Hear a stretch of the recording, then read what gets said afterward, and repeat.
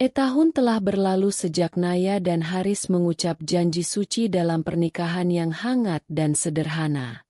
Di mata banyak orang, rumah tangga mereka tampak harmonis, meski tinggal serumah dengan ibu mertua, Bu Sulastri. Wanita parubaya itu adalah sosok yang disiplin, sangat menjaga tradisi, dan menyimpan harapan besar bahwa menantunya akan menjadi istri rumahan yang penuh pengabdian. Naya sendiri adalah sosok perempuan modern, lembut, cerdas, dan mandiri. Setelah menikah, ia tidak serta-merta melepaskan mimpinya. Sebagai lulusan teknik informatika, ia mendirikan sebuah perusahaan konsultan digital kecil-kecilan bersama dua sahabatnya. Setiap pagi ia tetap mengurus rumah, menyiapkan sarapan, dan bersikap penuh hormat pada Bu Sulastri meski hatinya belum sepenuhnya diterima. Hari-hari mereka berjalan normal. Haris, seorang manajer keuangan di perusahaan BUMN, sangat mencintai Naya. Ia adalah penyeimbang yang tenang di tengah kedua wanita yang mulai mencoba memahami satu sama lain. Bahkan di akhir pekan, mereka kerap pergi bersama, sesekali makan malam di luar, atau sekadar duduk bersantai di taman belakang rumah sambil bercerita tentang masa kecil dan impian masa depan. Di balik semua kehangatan itu, ada satu hal yang tak pernah diungkapkan secara langsung oleh Bu Sulastri, keraguan. Ia merasa ada jarak antara dirinya dan Naya. Baginya, menantu ideal adalah yang sepenuhnya mengabdi pada keluarga, bukan yang sibuk mengejar ambisi karir. Meski belum pernah mengungkapkan dengan kata-kata, sikapnya yang dingin kerap menciptakan sekat yang tak terlihat. Namun Naya memilih bersabar. Ia percaya waktu akan meluluhkan segala keraguan. Ia mencintai suaminya, menghormati ibu mertuanya, dan ia yakin bahwa kebahagiaan bisa diciptakan dengan ketulusan. Disinilah kisah mereka bermula. Di antara ketenangan yang tampak sempurna, diam-diam telah tumbuh bibit keraguan yang kelak akan berubah menjadi badai. Dan saat itu datang, rumah tangga yang terlihat bahagia ini akan diuji dengan luka yang tak terduga. Hari itu, sebuah email masuk ke laptop Naya, disusul panggilan video dari seorang klien luar negeri. Tawaran proyek besar yang selama ini hanya ia impikan kini ada di depan mata. Pengelolaan transformasi digital untuk sebuah grup perusahaan multinasional yang sedang ekspansi ke Asia Tenggara. Ini bukan sekadar proyek biasa. Ini bisa menjadi batu loncatan yang mengubah hidupnya. Naya berdebar antara rasa bangga dan rasa takut. Ia tahu, proyek sebesar ini akan menyita waktunya. Akan banyak malam yang dihabiskan dengan rapat daring, lembur bersama tim, dan kemungkinan besar harus melakukan perjalanan keluar kota atau bahkan luar negeri. Namun, di sisi lain, ini adalah kesempatan emas yang tak mungkin ia tolak. Ia memutuskan mengambil tantangan itu. Dan sejak hari itu, ritme hidupnya berubah drastis. Pagi hari ia tetap menjalankan tugas rumah tangga seperti biasa.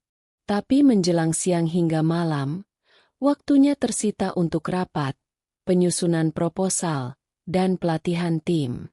Setiap hari ia pulang semakin larut malam, terkadang nyaris tengah malam. Matanya sering sembab karena lelah. Namun semangatnya tak pernah padam. Haris mendukung. Meski dalam diam ia juga mulai merasa kehilangan kehangatan yang dulu selalu ada setiap malam. Tak ada lagi Naya yang duduk menemaninya minum teh di beranda, atau menyelimutinya ketika tertidur di sofa. Sementara itu, Bu Sulastri mulai mencatat perbedaan-perbedaan itu. Ia bukan tak memperhatikan. Ia tahu kapan menantunya pulang, apa yang berubah dalam rumah, bahkan bagaimana Haris mulai terlihat murung. Hatinya makin kaku. Pikirannya mulai dipenuhi asumsi. Bagi Bu Sulastri, tak ada istri baik yang pulang terlalu larut tanpa alasan keluarga. Ia mulai membandingkan Naya dengan menantu teman-temannya yang konon selalu ada di rumah, selalu mendampingi suami, selalu ikut arisan dan pengajian. Dalam diam, Bu Sulastri merasa Naya sudah mulai lupa diri. Dan itu membuatnya merasa harus mengendalikan kembali arah rumah tangga anaknya. Tanpa disadari oleh Naya, langkah-langkah diam ibu mertuanya mulai menjelma bayangan gelap yang siap merusak kepercayaan yang selama ini ia bangun. Tapi Naya terlalu sibuk mengejar impian, tanpa sadar bahwa seseorang di rumah sedang bersiap menguji keteguhan hatinya. Hari-hari berikutnya bukan hanya soal proyek besar, tapi juga awal dari kecurigaan yang akan menyusup perlahan, tanpa suara, namun dengan luka yang dalam. Bu Sulastri semakin rajin memperhatikan pola-pola kepergian dan kepulangan Naya. Ia mencatat jam pulang, membandingkannya dengan hari sebelumnya, dan bahkan mulai mencoba bertanya ke tetangga sekitar. Apakah mereka pernah melihat Naya diantar oleh pria lain? Tak satu pun yang memberi jawaban pasti. Namun benih prasangka telah tumbuh dan tak bisa dibendung. Sementara itu, Naya tengah berada dalam pusaran kerja keras yang melelahkan. Di balik layar, ia memimpin tim kecil yang sedang berjibaku menyusun sistem digitalisasi untuk belasan cabang perusahaan asing. Target yang diberikan sangat ketat, dan tenggat waktu terus menghimpit. Naya bahkan pernah tertidur di meja kerja dan bangun menjelang subuh hanya untuk kembali menyiapkan sarapan dan pura-pura tak lelah di depan mertuanya. Namun tubuhnya mulai menunjukkan tanda-tanda kelelahan. Mata panda menghiasi wajahnya, dan tangannya tak lagi sekuat dulu saat mengangkat panci di dapur. Ia hanya tersenyum ketika Bu Sulastri mengeluh tentang masakannya yang mulai hambar. Dalam hati, Naya menelan semuanya demi menyelesaikan proyek hidupnya. Pada suatu malam, saat hujan mengguyur deras dan listrik sempat padam beberapa detik, Naya pulang lebih malam dari biasanya. Pakaian dan kerudungnya basah kuyup, wajahnya pucat, dan langkahnya limbung. Namun belum sempat ia masuk kamar, lampu ruang tengah menyala, dan Bu Sulastri sudah berdiri di sana, dengan tatapan tajam dan tangan bersedekap di dada. Tak ada kata yang terucap. Hanya keheningan yang menegangkan, diselingi detak jarum jam dan suara tetesan air hujan dari jendela. Naya berlalu, namun punggungnya terasa seperti ditembus oleh pandangan curiga yang tak bisa dijelaskan. Malam itu menjadi titik awal dari perubahan besar di dalam rumah itu. Di hari berikutnya, Bu Sulastri menemukan secari kertas dalam tas belanja Naya. Sebuah nota makan malam untuk 2 orang di restoran hotel bintang 5. Ia tak tahu bahwa itu adalah nota pertemuan klien Naya dengan tim internasional. Tapi bagi Bu Sulastri, itu cukup untuk mengunci keyakinannya. Ada sesuatu yang disembunyikan menantunya. Haris, yang semula percaya penuh pada Naya, mulai merasa terjepit di antara cinta dan ketaatan pada ibunya. Ia mulai memendam tanya, dan keraguan yang kecil mulai tumbuh, menyusup seperti angin malam yang tak terlihat. Tanpa disadari oleh Naya, badai sesungguhnya mulai menggulung. Bukan dari dunia luar yang penuh tekanan proyek, tapi dari dalam rumahnya sendiri, dari orang-orang yang seharusnya menjadi pelindung, namun kini mulai menjadi hakim tanpa pengadilan. Pagi itu, suasana rumah begitu dingin. Bukan karena cuaca, tapi karena tatapan tajam yang dilemparkan Bu Sulastri kepada Naya sejak turun dari tangga. Sarapan sudah tersaji, tapi tak satu pun dari mereka bersuara. Haris pun tampak gelisah, hanya memainkan sendoknya tanpa benar-benar menyentuh makanan. Lalu tanpa aba-aba, Bu Sulastri meletakkan sendoknya dan membuka pembicaraan yang menggetarkan. Dengan suara datar tapi menusuk, ia bertanya mengapa Naya sering pulang malam, dan kenapa ia harus makan malam di hotel bersama pria lain. Naya yang tengah mengangkat gelas air putih, nyaris menjatuhkannya karena kaget. Penjelasan Naya tentang proyek, klien, dan nota makan malam sebagai bagian dari rapat kerja tak digubris. Bu Sulastri bersikukuh bahwa menantu perempuan tak semestinya berkeliaran malam-malam di luar rumah, apalagi dengan laki-laki yang bukan suaminya. Kata-kata Bu Sulastri disampaikan dengan lembut namun penuh sindiran tajam yang menghantam harga diri Naya. Haris hanya diam. Ia menatap wajah istrinya, mencoba mencari kebenaran yang mulai mengabur. Ada kebimbangan di matanya, sesuatu yang membuat Naya merasa sendirian di medan perang ini. Ia menunggu pembelaan dari suaminya, namun tak kunjung datang. Hanya keheningan panjang yang menggantung di udara. Hari itu menjadi awal keretakan. Naya mengurung diri di kamar usai menjemput Haris bekerja. Tangisnya pecah dalam sunyi, tertahan di balik pintu. Ia tak marah. Ia kecewa. Karena kejujurannya yang selama ini ia jaga, kini digugat dengan prasangka. Karena perjuangan yang ia lakukan demi membangun masa depan, justru dicurigai sebagai pengkhianatan. Namun meski hatinya hancur, ia tahu ini bukan waktu untuk menyerah. Ia masih punya proyek besar yang harus dituntaskan. Ia masih punya mimpi yang belum tercapai. Dan ia tak boleh goyah hanya karena seseorang tak percaya padanya. Sayangnya, ia belum tahu bahwa tuduhan ini baru permulaan. Sebuah rencana diam-diam telah disusun oleh ibu mertuanya untuk membuktikan sesuatu yang bahkan tak pernah Naya lakukan. Dan ketika rencana itu dijalankan, rumah ini tak lagi menjadi tempat untuk pulang, melainkan medan ujian yang semakin menyesakan. Bu Sulastri diam-diam mulai meminta bantuan dari tetangganya, Bu Rini, yang dikenal dekat dengan beberapa satpam komplek. Ia meminta mereka mengawasi dan melaporkan setiap kali Naya keluar rumah atau pulang malam. Seolah-olah Naya adalah tersangka dalam kasus besar. Hidupnya mulai dipantau tanpa ia sadari. Setiap sore, ketika Haris belum pulang, Bu Sulastri duduk di ruang tamu sambil menulis catatan kecil di buku harian tuanya. Ia mencatat jam berangkat Naya, kapan pulangnya, bahkan jenis mobil yang mengantar jika berbeda dari biasanya.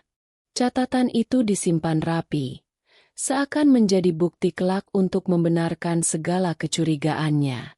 Naya semakin lelah. Tekanan pekerjaan dan suasana rumah yang dingin membuat tubuhnya menurun. Namun, ia terus bertahan, berharap semua akan kembali normal saat proyeknya selesai dan hasilnya bisa dibanggakan. Ia tak pernah curiga bahwa dalam diam, seseorang tengah menjebaknya dengan asumsi dan laporan samar. Suatu malam, saat pulang kerja dengan wajah letih, Naya mendapati ruang tamu sepi namun tak seperti biasanya. Ada amplop coklat di atas meja makan. Di dalamnya, sebuah foto buram dirinya tengah keluar dari mobil hitam dengan seorang pria paruh baya. Foto itu diambil dari kejauhan, samar, dan jelas tidak merekam momen secara utuh. Di balik amplop itu tertulis satu kalimat pendek dengan spidol merah. "Inikah alasanmu pulang malam?" Tangannya gemetar. Naya tahu siapa yang meletakkannya. Dan ia tahu ini bukan kesalahpahaman biasa. Ini adalah tuduhan yang dirancang. Ia ingin menjelaskan. Tapi kepada siapa? Haris mulai bersikap dingin. Ia lebih banyak menghabiskan waktu di kamar atau di luar rumah. Komunikasi mereka merenggang. Dan Naya mulai merasa seakan sendirian di dalam pernikahannya sendiri. Tapi Naya bukan perempuan yang mudah menyerah. Ia menyimpan foto itu, bukan untuk takut, tapi untuk membuktikan bahwa semua akan terbantahkan pada waktunya. Ia mulai mencatat sendiri semua aktivitasnya, membuat log kerja, dan menyimpan email, nota, serta bukti-bukti setiap rapat dan pertemuan bisnis. Jika mereka ingin membawanya ke ruang penghakiman, maka ia akan datang sebagai sosok yang tak akan goyah. Namun sebelum itu, luka yang ia simpan semakin dalam, karena rasa sakit paling sunyi adalah ketika dicurigai oleh orang yang kau cintai. Dan dari titik inilah, Naya tahu, perjuangannya bukan hanya melawan dunia luar, tapi juga melawan keyakinan yang telah dibentuk oleh orang-orang di dalam rumahnya. Dan dalam diamnya malam itu, Naya bersumpah bahwa ia akan menunjukkan pada mereka semua bahwa kebaikan tak bisa dibunuh oleh fitnah. Bahwa ia bukan perempuan yang mudah dihancurkan hanya karena mereka tak percaya.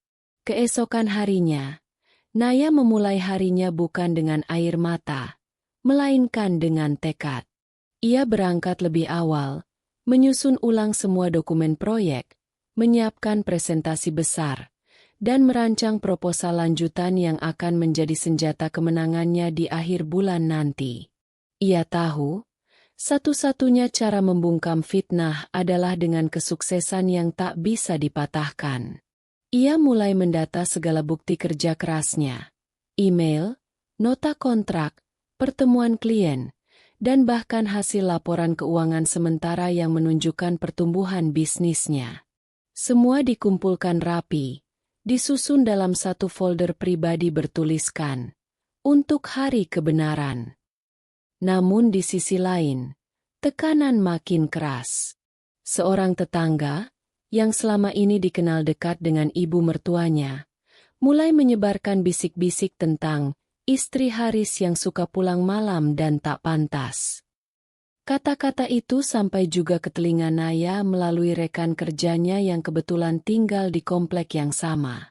Hatinya perih, tapi ia menolak untuk mundur. Di kantor, Naya malah semakin bersinar. Atasan dan klien memuji konsistensi kerjanya. Ia bahkan mendapat tawaran kerjasama ekspansi ke kota lain.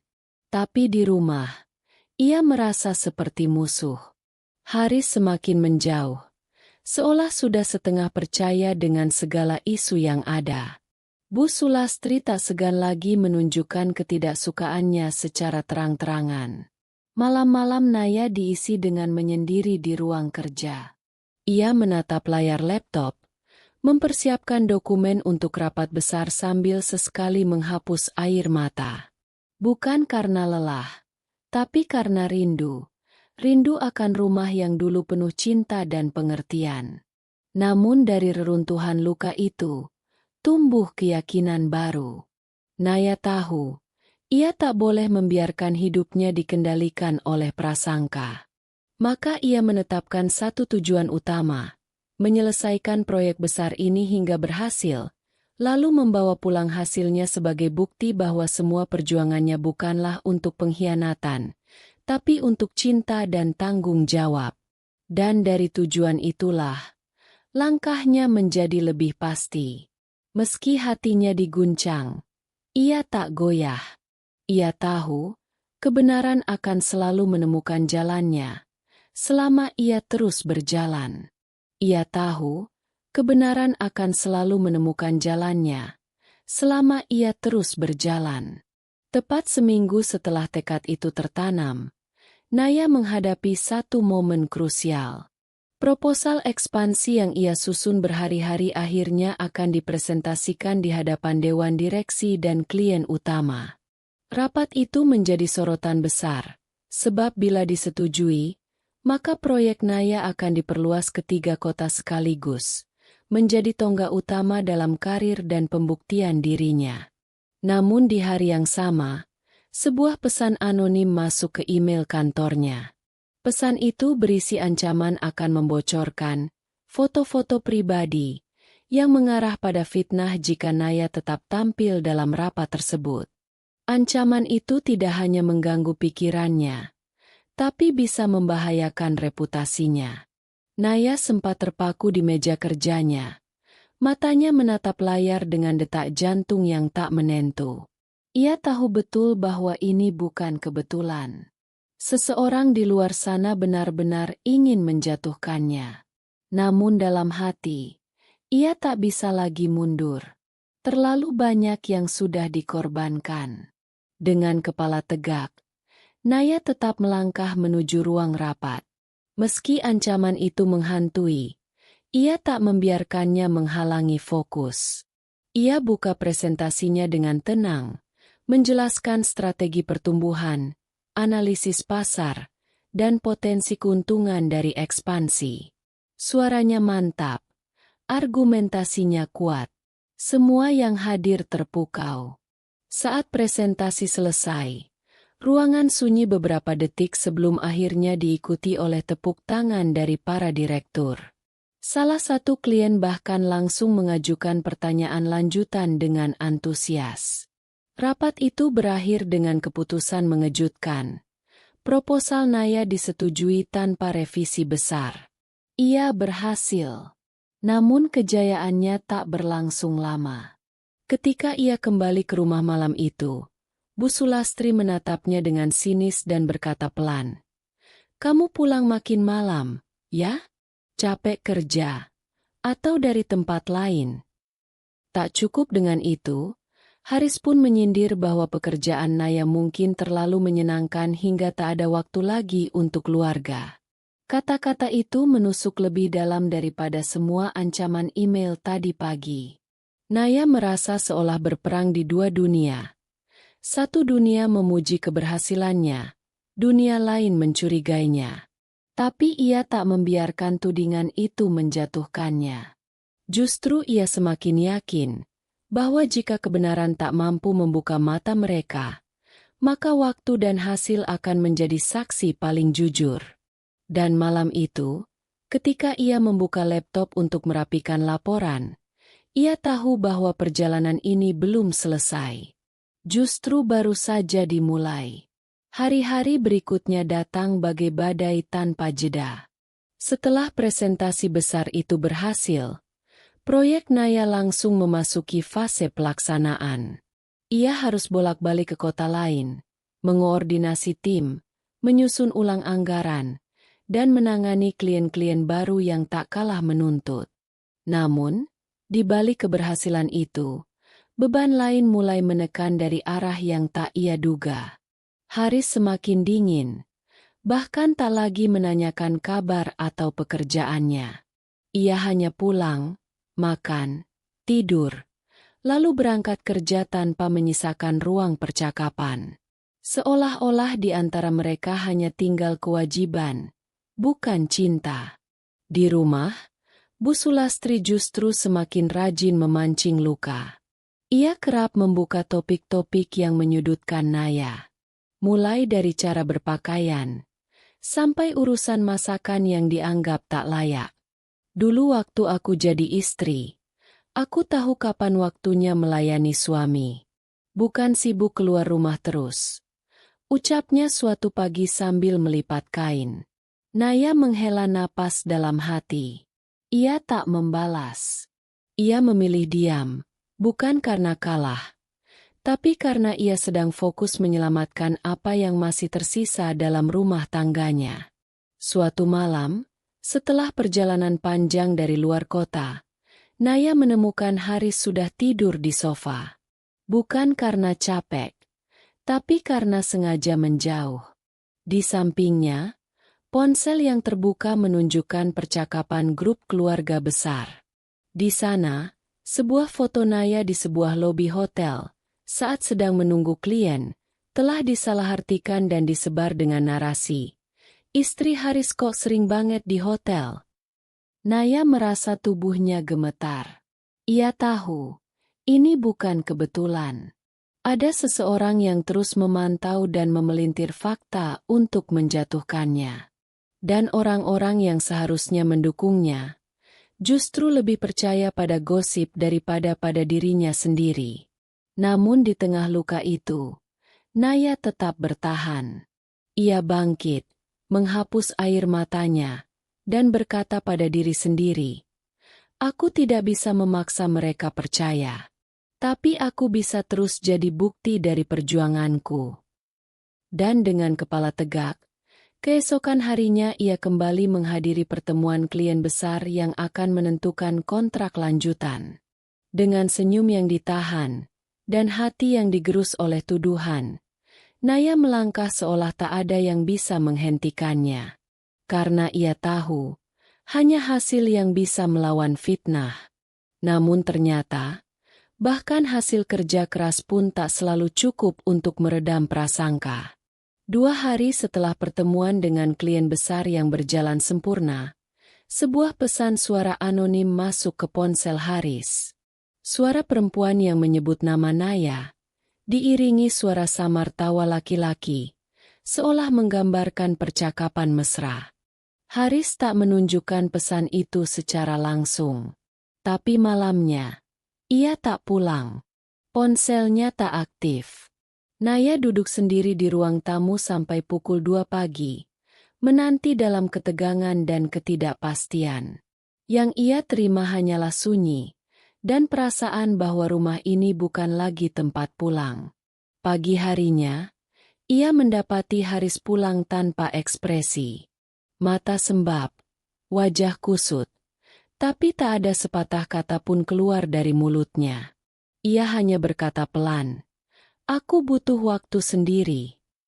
Dan itu cukup untuk membuat dada Naya hancur. Di kantor, tubuh Naya ada, tapi pikirannya terseret ke dalam kekacauan rumah tangganya. Fitnah itu mulai menjalar ke media sosial. Seseorang mengunggah fotonya saat sedang makan siang dengan klien pria, disandingkan dengan kalimat insinuatif. Meski ia tahu itu hanya makan bisnis biasa, tapi publik tak peduli pada penjelasan. Kariermu hebat, tapi keluargamu hancur. Kalimat itu menjadi komentar yang paling menyesakkan dari netizen anonim yang bahkan tak mengenalnya. Namun justru di titik itulah, Naya merasakan kekuatan yang selama ini tertimbun. Ia mulai menulis semua kronologi kejadian, mengumpulkan bukti percakapan, jadwal proyek, rekaman rapat, hingga data GPS perjalanan kerjanya. Ia mengarsipkan semuanya dalam satu folder berjudul Pembuktian Diri.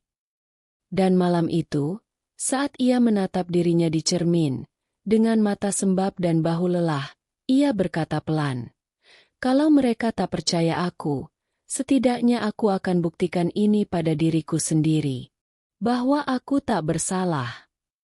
Ia tahu, kini ia berdiri di ujung jalan. Jalan di mana satu langkah ke depan akan menentukan segalanya. Tapi ia tidak gentar. Karena yang paling penting bukanlah dilihat benar oleh orang lain, melainkan tetap menjadi benar meski dunia menolak mengakuinya. Namun seiring waktu berjalan, dunia benar-benar seperti menolak segalanya yang Naya perjuangkan. Bukti-bukti yang ia kumpulkan tidak punya tempat untuk dibela, karena tak ada satupun yang mau mendengar penjelasannya. Haris masih membisu, dan bahkan mulai membawa pakaian ke apartemen temannya, meninggalkan rumah tanpa kejelasan. Bu Sulastri mulai terang-terangan menyudutkannya di depan tetangga. "Saya malu punya menantu yang kerjaannya mondar-mandir keluar kota, pulang malam, dan entah dengan siapa." Haris pasti capek disiksa mentalnya. Begitu katanya saat arisan RT. Telinga Naya panas, tapi ia tetap diam. Bukan karena kalah, melainkan karena ia tahu benteng kesabarannya sedang diuji sampai akar. Ia masih menjalani proyeknya dengan profesional, meski sorotan media sosial dan gunjingan tak pernah berhenti. Bahkan beberapa klien sempat bertanya dengan nada halus, "Apakah Anda sedang ada masalah pribadi, Bu Naya?" Hari-hari terasa seperti labirin tanpa jalan keluar. Hingga suatu malam, saat ia baru pulang dari luar kota, ia mendapati rumah dalam keadaan gelap. Tak ada Haris, tak ada Bu Sulastri. Di meja ruang tamu, hanya ada sebuah amplop. Di dalamnya, gugatan cerai. Tangan Naya gemetar. Ia membacanya perlahan. Alasannya? Ketidakharmonisan dan adanya dugaan pelanggaran kesetiaan. Tak ada bukti, hanya dugaan. Dan satu paragraf yang membuat dadanya nyeri. Haris tidak sanggup lagi hidup dalam tekanan dari publik karena ulah sang istri. Dunia Naya runtuh malam itu. Ia terduduk di lantai ruang tamu, menatap surat itu dengan tatapan kosong. Ia sudah berjuang, sudah membuktikan, sudah mempertahankan. Tapi semua itu tak pernah cukup. Tidak untuk mereka yang telah memutuskan untuk percaya pada kebohongan. Dan untuk pertama kalinya, Naya merasa ingin menyerah. Ia bahkan berpikir untuk menutup semua proyeknya, meninggalkan kota ini, dan menghilang. Namun saat ia membuka laptop, folder pembuktian diri masih terpampang di layar. Di dalamnya, kerja kerasnya tersusun rapi.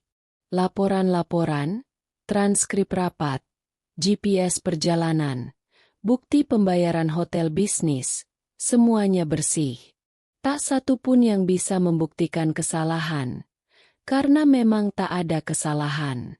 Air matanya jatuh pelan. Tapi kali ini bukan karena lemah, melainkan karena ia sadar. Inilah saatnya.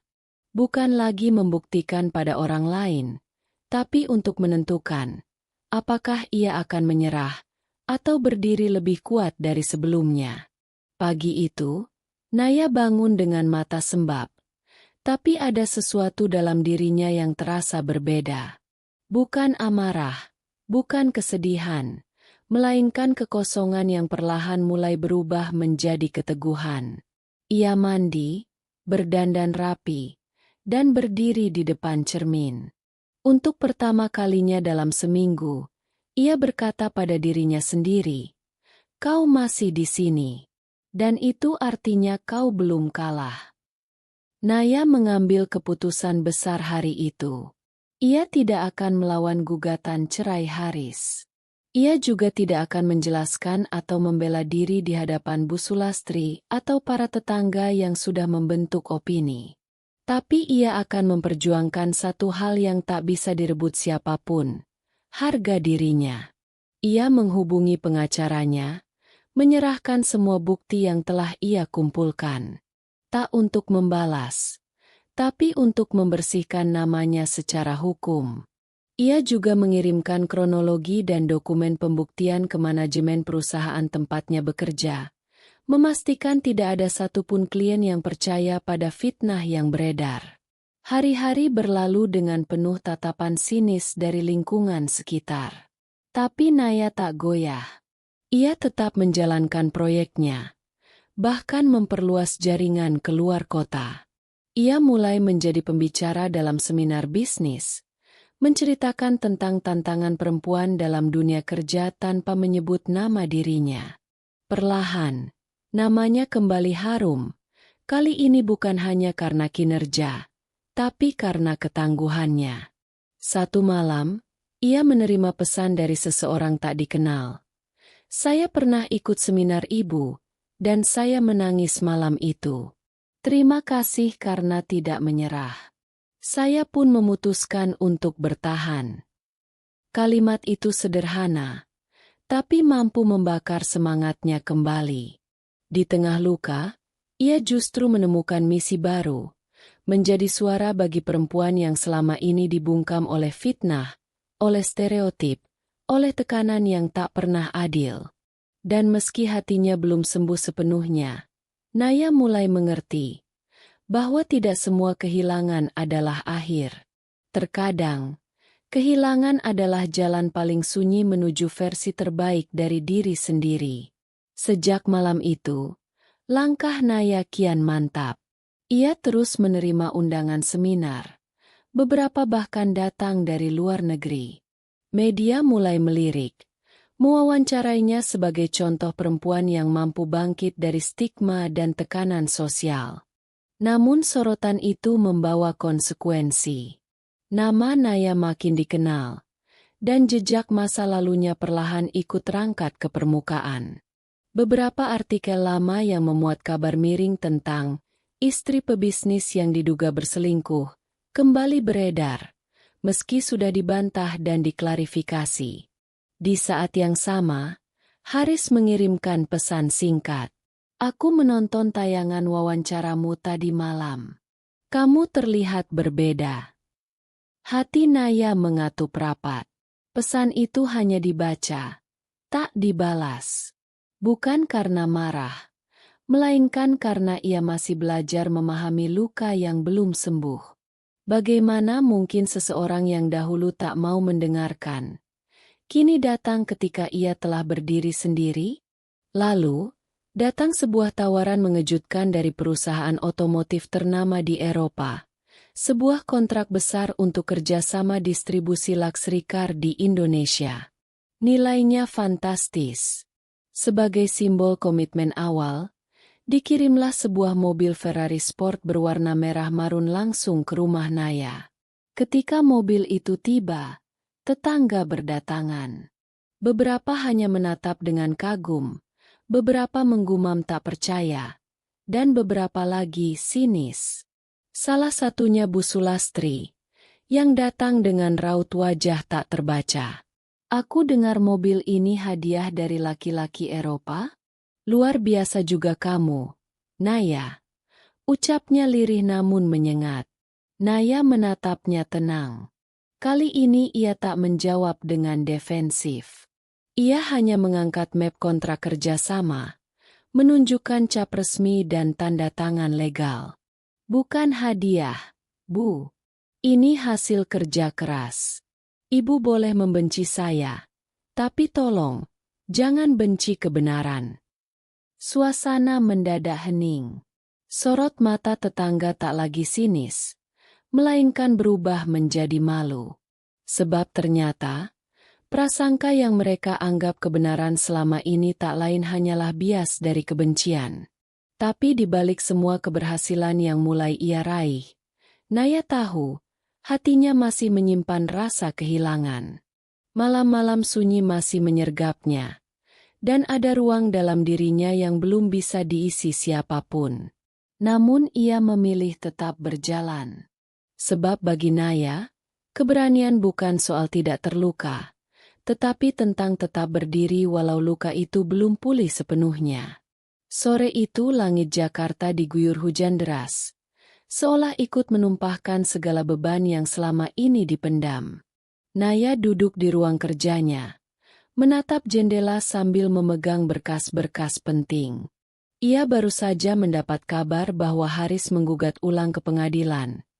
Kali ini bukan sekadar perceraian, tetapi juga sengketa aset. Rumah yang mereka tempati dahulu, tabungan bersama, bahkan saham awal yang disuntikan Naya ke bisnis Haris, semuanya kini dimasukkan dalam daftar harta Gonogini. Padahal sebagian besar modal usaha berasal dari simpanan pribadi Naya yang diwariskan almarhum ayahnya. Pengacara Naya menasihatinya untuk melawan balik. Ini kesempatanmu untuk bersuara di pengadilan. Kau bisa buktikan semuanya, katanya. Namun justru di titik inilah Naya bimbang. Bukan karena takut kalah, tapi karena ia lelah harus terus membela diri dari tuduhan yang tak beralasan. Ia sudah lelah harus menjelaskan siapa dirinya, apa perjuangannya, dan mengapa ia layak dihargai tanpa prasangka. Di tengah badai keputusan itu, Naya mendapatkan email undangan dari sebuah organisasi perempuan internasional. Mereka menominasikan Naya sebagai kandidat penerima penghargaan Perempuan Inspiratif Asia karena kiprahnya dalam bidang kewirausahaan dan ketahanan pribadi. Di antara kebanggaan itu, Naya kembali termenung. Apakah yang ia perjuangkan selama ini hanya untuk membuktikan diri kepada orang-orang yang tak pernah benar-benar peduli? Ataukah untuk sesuatu yang jauh lebih besar? Martabat, kemerdekaan jiwa, dan jalan hidup yang ia pilih sendiri? Setelah semalam tak bisa tidur, Naya membuat satu keputusan paling besar dalam hidupnya. Ia menolak menyeret Haris ke meja hukum. Ia tak ingin menyimpan dendam, meski disakiti. Ia melepaskan hak-haknya atas harta bersama demi menjaga martabatnya tetap utuh. Ada hal yang lebih berharga dari aset. Dan itu adalah kebebasan untuk melanjutkan hidup tanpa rasa benci. Tulis Naya dalam surat pribadi yang ia titipkan pada pengacaranya untuk diserahkan ke pihak Haris. Langkah ini mungkin terlihat bodoh bagi sebagian orang. Tapi bagi Naya, inilah kemenangan sejati. Ia tak lagi dikendalikan oleh rasa sakit, melainkan oleh prinsip dan keberanian untuk memilih jalan yang tak biasa. Dan tepat di pagi setelah keputusan itu ia ambil, pelangi muncul di langit. Sebuah tanda kecil, namun cukup untuk menyadarkannya. Badai telah lewat. Kini waktunya menjemput harapan yang baru. Hari-hari Naya kini tak lagi diwarnai oleh kecemasan akan pandangan orang. Ia bangun setiap pagi dengan agenda yang ia susun sendiri, mengunjungi kantor barunya yang perlahan tumbuh menjadi startup berskala nasional. Timnya kini terdiri dari perempuan-perempuan tangguh yang pernah mengalami keterpurukan seperti dirinya. Mereka membangun bisnis, tapi juga membangun kembali harga diri mereka. Media semakin gencar memberitakan tentangnya, kali ini dengan sorotan positif. Bukan karena kontroversi, melainkan karena keteguhan hati dan integritasnya. Naya mulai diundang menjadi pembicara utama di berbagai forum pemberdayaan perempuan. Kisahnya menginspirasi banyak orang, terutama mereka yang diam-diam tengah berjuang dalam senyap. Suatu siang, di sebuah forum di Kuala Lumpur, seorang wanita muda menghampirinya usai acara dan berkata, "Kak Naya, aku hampir bunuh diri karena tuduhan yang tidak pernah kulakukan. Tapi waktu lihat berita tentang kakak, aku berhenti. Aku ingin bertahan." Seperti kakak Naya tertegun. Untuk pertama kalinya, ia benar-benar merasakan bahwa luka yang dulu menghancurkannya kini menjelma menjadi cahaya untuk orang lain. Bukan hanya tentang membuktikan sesuatu, tapi tentang berbagi kekuatan kepada mereka yang nyaris padam. Waktu berjalan cepat sejak momen itu. Setahun telah berlalu, dan kehidupan Naya telah berubah begitu drastis. Ia kini tak hanya dikenal sebagai pebisnis, namun juga sebagai aktivis sosial yang mendirikan yayasan untuk perempuan korban fitnah dan ketidakadilan rumah tangga. Di kantor yayasan kecil yang didirikan di bilangan Cilandak, Naya menghabiskan waktu setiap minggu mendengar langsung cerita-cerita para perempuan yang datang dengan mata sembab dan hati penuh luka. Ia menyimak bukan sebagai orang yang lebih tahu, tapi sebagai sesama yang pernah jatuh dan memilih bangkit. Nama yayasannya, Pelita Naya. Artinya cahaya Naya, namun juga cahaya bagi siapapun yang tersesat dalam gelapnya tuduhan, fitnah, dan ketidakadilan. Setiap kegiatan sosialnya kerap dipenuhi relawan muda, para perempuan yang terinspirasi oleh kisahnya. Di tengah semua kesibukan itu, sebuah tawaran datang yang tak pernah ia duga sebelumnya. Sebuah perusahaan otomotif ternama dari Eropa yang mendengar kisah viral Naya dan perjuangannya mengirimkan undangan khusus untuk menjadi brand ambasador mobil sport keluaran terbaru mereka. Mobil yang dulu sempat menjadi pemicu pertengkaran rumah tangganya. Alih-alih merasa bangga atau pamer, Naya justru tertawa kecil. "Dulu mobil ini jadi alasan aku dituduh selingkuh," ucapnya dalam sebuah sesi wawancara. "Tapi kini jadi simbol keberhasilan dari kerja keras, bukan karena validasi dari siapapun." Ia menerima tawaran itu, bukan untuk popularitas, tapi agar kisahnya bisa menjangkau lebih banyak telinga yang masih tertutup, dan hati-hati yang belum sempat diberi harapan. Hari peluncuran berlangsung megah. Ketika Naya berdiri di atas panggung, tak satu pun dari penonton tahu betapa panjang jalan yang telah ia lewati untuk bisa sampai di titik ini. Tapi senyum yang terbit di wajahnya malam itu adalah bukti nyata bahwa luka masa lalu tak selalu harus dikenang dengan air mata. Ada saatnya luka itu menjadi tanda kemenangan. Dan malam itu, di hadapan ribuan mata yang menatap dengan kagum, Naya menutup pidatonya dengan satu kalimat sederhana namun penuh makna. Kadang, yang kita kira akhir dari segalanya, justru adalah awal dari kehidupan yang sebenarnya. Dan itu sudah lebih dari cukup. Namun takdir masih menyimpan satu babak terakhir. Seolah ingin memastikan bahwa perjalanan Naya benar-benar mencapai garis akhir yang layak. Malam itu, ketika langit Jakarta ditaburi bintang dan angin membelai lembut wajahnya di balkon, ponsel Naya berdering. Sebuah nomor asing. Ia mengangkatnya tanpa rasa curiga. Ternyata itu adalah seorang jurnalis perempuan dari media nasional yang ingin menulis buku biografi tentang perempuan Indonesia yang bangkit dari keterpurukan. Dan mereka ingin memulai dari cerita Naya. Apa menurut Anda, kisah hidup Anda layak dijadikan contoh? Tanya sang jurnalis dengan nada serius. Naya tersenyum, lalu menjawab. Saya tidak tahu apakah kisah saya layak dijadikan contoh. Tapi saya tahu, saya pernah dipatahkan oleh orang-orang yang saya cintai. Dan saya memilih tidak membalas dengan luka yang sama. Mungkin dari situlah kisah ini punya arti. Buku itu akhirnya terbit 6 bulan kemudian.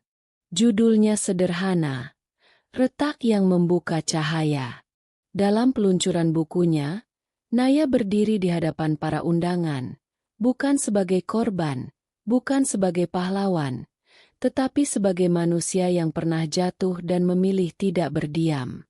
Ia menceritakan kembali bagaimana proyek bisnisnya dulu ia jalani diam-diam, bukan karena ingin menyembunyikan, tapi karena ingin membuktikan tanpa bicara.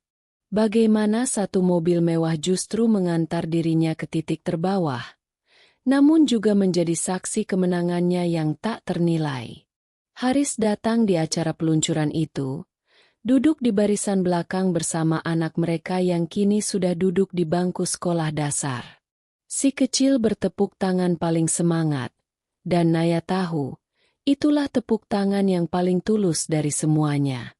Ketika acara usai, Haris menghampiri Naya dan berkata, "Aku bangga padamu.